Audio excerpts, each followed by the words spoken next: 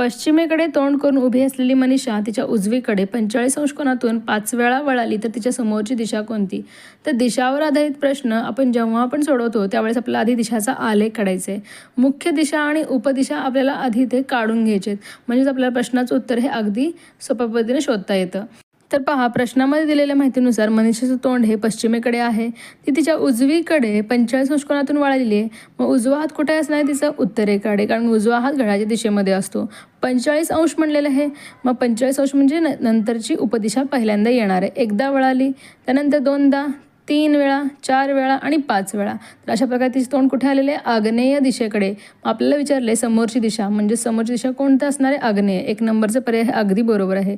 तर पहा, 2 मुख्य दिशा आणि 2 उपदिशामध्ये 90 अंशाचा कोन असतो. तर 1 उप आणि 1 मुख्य यामध्ये 45 अंशाचा कोन असतो आणि 180 अंश कोन हा पाठीमागचा दिशा असतो. धन्यवाद.